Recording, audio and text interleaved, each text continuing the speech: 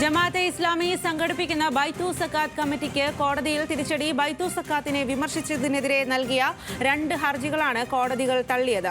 ജമാഅത്തെ ഇസ്ലാമിയുടെ നേതൃത്വത്തിൽ സക്കാത്ത് പിരിച്ച് വിവിധ പദ്ധതികളിലൂടെ വിതരണം ചെയ്യുന്ന കമ്മിറ്റിയാണ് ബൈത്തു സക്കാത്ത്.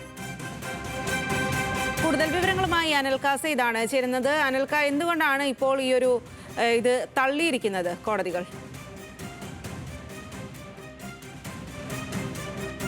ഇസ്ലാമിയുടെ ബൈത്തു സക്കാത്ത് കമ്മിറ്റിക്ക് കോഴിക്കോട് പ്രിൻസിപ്പൽ മുൻസിഫ് കോടതിയിൽ നിന്നും അതോടൊപ്പം തന്നെ ജുഡീഷ്യൽ ഫസ്റ്റ് ക്ലാസ് കോടതിയിൽ നിന്നും തിരിച്ചടിയേറ്റിരിക്കുകയാണ്. അതായത് സംഘടിത സക്കാത്തിനെ വിമർശിച്ചുകൊണ്ട് ഫേസ്ബുക്കിൽ വീഡിയോ പുറത്തിറക്കിയ ഹമീദ് കാരട് എന്ന പ്രവാസിക്കെതിരെ ബൈത്തു സക്കാത്ത് കേരളയുടെ, അതായത് ജമാഅത്തെ ഇസ്ലാമിയുടെ പൂർണ്ണ നിയന്ത്രണത്തിലുള്ള ബൈത്തു സക്കാത്ത് കേരളയുടെ സെക്രട്ടറി സ്വാദിഖ് നൽകിയ ഹർജിയാണ് കോടതി നൽകിയത്.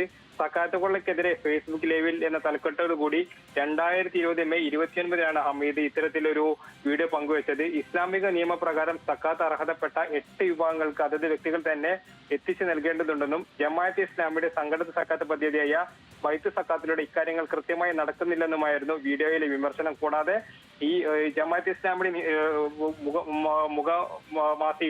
മുഖപത്രങ്ങളായിട്ടുള്ള മാധ്യമത്തിനും അതോടൊപ്പം തന്നെ ചാനലായിട്ടുള്ള മീഡിയ വൺ അടക്കമുള്ള മാധ്യമങ്ങൾക്ക് വേണ്ടി സക്കാത്ത് വിഹിതം ഉപയോഗിക്കുന്നുണ്ട് എന്നും അന്ന് ഹമീദ് ഈ വീഡിയോയിൽ പറഞ്ഞിരുന്നു.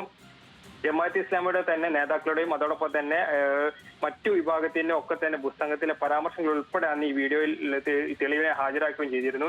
ഈ ഹമീദ് കാരടിന്റെ വീഡിയോ ബൈത്തു സക്കാത്തുകാരെ അപകീർത്തിപ്പെടുത്തിയെന്നും പദ്ധതിക്ക് ലഭിക്കുന്ന സഹായങ്ങളിൽ ഇടിവുണ്ടായെന്നും കാണിച്ചാണ് ഇത്തരത്തിൽ അന്ന് ഈ ബൈത്തു സക്കാത്ത് കമ്മിറ്റി കോടതിയെ സമീപിച്ചത്. ഹമീദ് കാരടിൽ നിന്നും 5 ലക്ഷം നഷ്ടപരിഹാരം ലഭിക്കാൻ മുൻസിഫ് കോടതിയിലും അതോടൊപ്പം തന്നെ അദ്ദേഹത്തെ ശിക്ഷിക്കണമെന്നാവശ്യപ്പെട്ട് ക്രിമിനൽ കോടതിയിലുമാണ് ഇത്തരത്തിൽ ഹർജികൾ നൽകിയിരുന്നത്.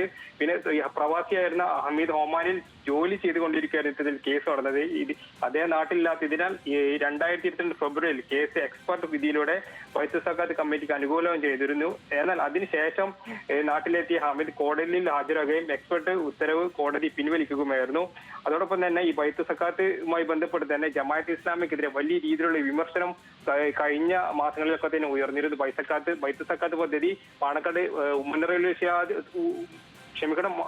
മുനവറലി ശാബ്ദങ്ങൾ ഉദ്ഘാടനം ചെയ്ത പശ്ചാത്തലത്തിൽ തന്നെ ഈ പാണക്കാട് മുറലി തങ്ങൾക്കെതിരെ കാന്തപുര വിഭാഗം രംഗത്തെത്തി. ശരി അനിൽക, ജമാഅത്തെ ഇസ്ലാമി സംഘടിപ്പിക്കുന്ന ബൈത്തു സക്കാത്ത് കമ്മിറ്റിക്ക് കോടതിയിൽ തിരിച്ചടി. ബൈത്തു സക്കാത്തിനെ വിമർശിച്ചതിനെതിരെ നൽകിയ 2 ഹർജികളാണ് കോടതികൾ തള്ളിയിരിക്കുന്നത്.